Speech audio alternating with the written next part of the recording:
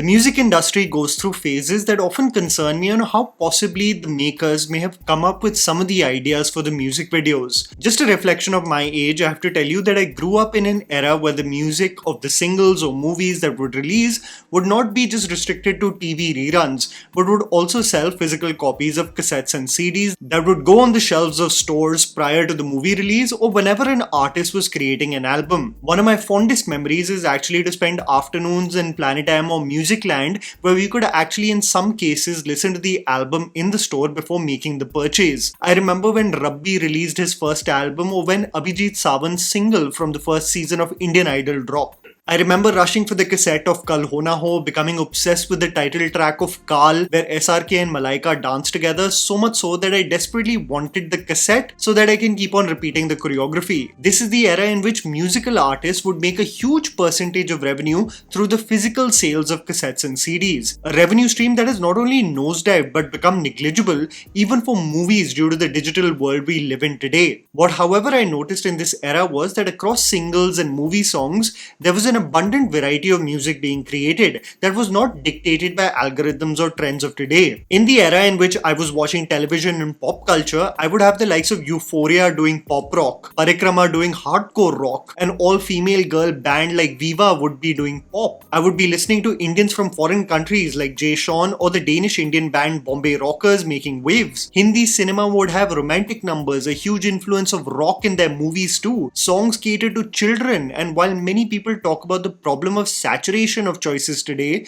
I believe as a young teenager I was spoiled for choice growing up. Dude, I would be listening to Rabbi's first album on loop as my grandfather would listen to me recite the translation of Bulla Ki Jana, line by line as the same was provided in the cover and paper description attached to the cassette. I know I'm going on a nostalgia rabbit hole, but I'll tell you the reason why I bring this up. It's because barring Hindi cinema that still had terribly misogynistic, regressive and sexist sequences, especially the manner in which the characters conveyed romance to one another and women were still through mediums of item songs objectified, I for the large part did not see this appear in the space of musical artists producing singles. The most provocative probably was to see Devang Patel do his spoof numbers. Remember his singles Taal Pe Baal or Bloody Fool? I feel like such a boomer even mentioning such archaic references, but you get my point.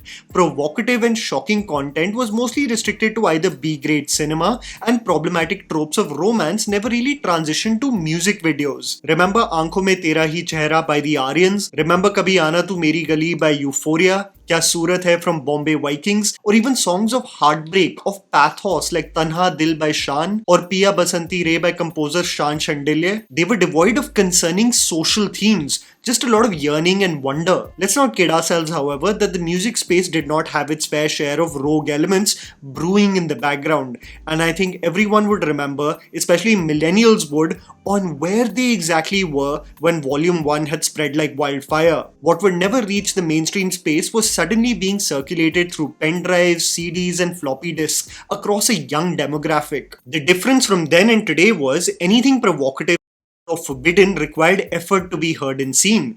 Today, the wide array of content you are subject to, you're just desensitized to the same. Who is the artist who really had a profound impact on my generation? It's the same artist who denies making Volume 1. Do you regret doing the song? मैंने किया ही नहीं. I had a deeply personal connection with Honey Singh as I was going through high school and college, for it seemed rebellious, it was new, it was cool, and the music seemed exactly representative of the angst within us. In the period of 2015, two things is what I fell in love with: EDM and Honey Singh. My iPod Nano would have Swedish House Mafia and Hardwell on one side and have Honey Singh and Gajendra Verma on the other. Make it make sense, but millennials understand. The reason why Honey Singh was such a rage for me was that I was part of the Western Dance Society in college, and a lot of the fests that we would be performing at were filled with his tracks. This is when his album International Villager and Desi Kalakar dropped, and we were obsessed. Brown Rang, Angrezi Beat, Dope Shop, Desi Kalakar, Love Doors were anthems that ruled Delhi University. And this is where unknowingly, in my opinion, upon retrospect, we normalized an attitude and theme, especially towards women, something that would blur the lines of consent and be concerning in his music videos, mostly restricting the women to objects of desire who are money hungry. These are party songs that we couldn't care less about. Unless we actually start rereading the lyrics again, you wonder, I was vibing to this with my female friends? Remember Love Doors? Honey meets legendary actress 110 crore Dakumar Raj fame Urvashi Rautela and says, "है घर, है पैसा, है गाड़ी. आप दो जोड़ों में लड़की भेजो, लड़की हुई हमारी." Think about 4 bottle vodka for example. पेट भर के जिन्नी भी पी लो, किसी बंदी को भी hello, hello baby, how do you do? It was casual and normalized for us because the beats were so damn fire. Remember Breakup Party? Imagine dancing with your female friends on this song. जा कर ले तू उससे शादी, फिर शुरू तेरी बर्बादी, धोएगी तू कच्चे और गंदे बर्तन, देखेगी सास बहू और Doordarshan. This coupled with Hindi cinema where item songs were the rage makes me realize why most of the representation in film and the evolution of film and pop culture criticism has only taken shape in the last, 8 years or so, calling out the problematic elements and rightfully so. When the Honey Singh hype had faded post 2015 or 16, T-Series was on the verge of ruling the YouTube space. And this is where I believe 4 phases of the commercial music space digitally happened. The celebration of the item girl in full swing with Nora Fatehi leading the charge, glamorized self-harm, तड़पता हुआ male ashik, and the 4th one, which is the recent one and absolutely wild, glamorizing school children. With the popularity of the likes of Sunny Leon, Nora Fatehi and Tamanna most recently, every big commercial song would have a number that would absolutely blast the screen, doing exceptional numbers by virtue of the actress just being part of the song. This is when the meme became a reality that a John Abraham movie is incomplete if it doesn't have a Nora Fatehi number. It's essential that when she dances, John roams around the bar with a pensive expression. Nora with singles like Dilbar, Garmi, O Saki Saki and Kamariya was almost the poster child of T-Series. Sunny Leon with Pani Wala Dance, Baby Doll and Laila Mein Laila was garnering hundreds and millions of views digitally. While we assumed that post the pandemic, this need to have item songs in Hindi films will slowly dissipate, the new ruler in the form of Tamanna Bhatia with singles like Aaj Ki Raat, Nasha and Gafoor is ruling the space. The compromise with film discourse being more active is that the makers of the film somehow justify the presence of the actor or song by giving them a role in the plot. Most of the time it's lazy as hell. We know you made this song to just hype the film while the leading lady looks sexy as hell. I mean, while Hindi songs may be evolving slightly, I think the Bhojpuri music industry deserves a separate video altogether. Moving on though, the most disturbing element that almost becomes normalized in Hindi and Punjabi singles were illogical acts of romance and glorified self-harm. The most popular songs with music labels would have the most absurd plot points. A song with 1.7 billion views in the form of Vaste would have a girl as a means to hit on a guy, flash him, and be shocked that he rejects her. I hate to have this argument, but just imagine if the sexes were reversed. The creative choices would have become national headlines. Flashing as a means to quote anyone is wild. The likes of Divya Khosla Kumar music videos or B Prak songs really made people wonder what's wrong with some of those creative choices in the plots of those music videos, and who the hell broke B Prak's heart because the man just can't stop crying. Tere Bin O Sajna would have Divya stalking her ex on every date he was with his current partner. A song like Besharam Bewafa would have the partners cutting themselves expressing their love for each other. The breakup would be so terrible that Divya would just go to her balcony and throw money everywhere. Maybe I'm just a hater, maybe I haven't experienced this kind of grief, but what compels someone to throw money in a random street after a breakup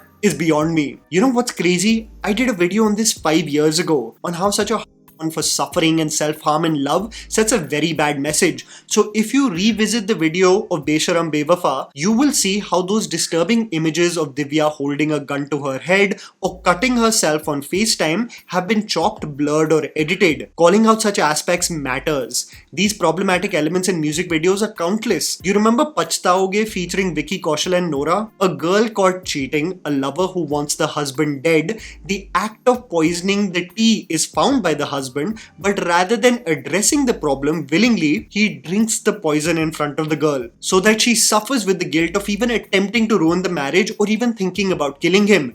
I won't leave you. I'll kill myself so that you are burdened by guilt all your life. An extension of this male angst and pagalpan is the virus that spread because of one song, with Akshay Kumar going viral. Filhal, again sung by our heartbroken king B Prak, has trickled not only into the space of music videos but films too, where we only get versions of men who can't take no for an answer and who believe in pining and yearning for the women even if it means destroying everything in their life. At least it's for the sake of love. I think I have referenced this many times, but if you really ask producers and and music composers in the Hindi space, they will tell you the concept of heartbreak, yearning for a love you may have never approached also, especially backed by male vocals, are all the rage in this country. Filhal being one of them, where a girl in an accident gets heart palpitations on her hospital bed, seeing that the operating doctor is her ex-lover. The flashback of a doomed romance, of them being unhappy with their current partners, and this was such a rage that it has over 1 billion views on YouTube. And they made a sequel to the musical number 2. I mean, you may have heard of movie sequels, but we got a musical sequel here. A continuation of married individuals still yearning for their exes,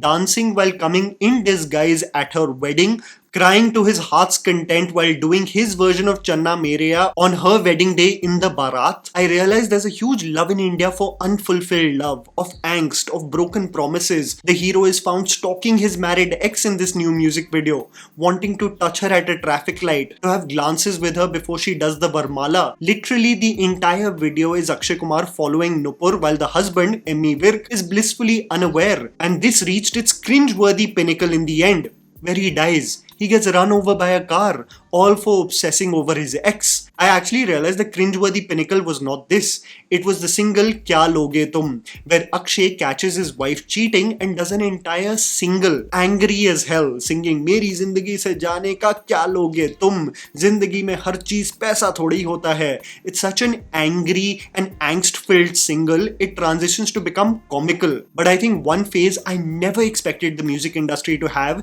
is the recent phenomena of glamorizing women, but with the imagery of them wearing school outfits, a problematic theme that recently got called out with Badshaah's single. The song sung by Badshaah called TATEERI has now been removed from all social media handles. The controversy arose because Badshaah sang the lyrics Aya Badshaah Doli Chadane in Sabki Ghodi Banane, while having girls dressed in school outfits performing a hip-hop choreography. The complaints were filed by Savita Arya, president of the Nari Tu Narayani Uttan Samiti in Panipat, and Shiv Kumar, the director of Shiv Aarti India Foundation. Both have alleged that TATEERI contains objectionable vocabulary and references which they say objectify women and minors. The complainants had urged the commission to take strict action and hold accountable those responsible for content that allegedly crosses social and moral boundaries. The biggest problem is that Badshaah's defense in the response video is not to contextualize what he meant by the lyrics, but to reference how he originates from Haryana and would never mean ill will against any women. The vague defense is not of the lyrics, but his character. When someone calls out a scene as problematic, the director defense cannot be about their family lineage,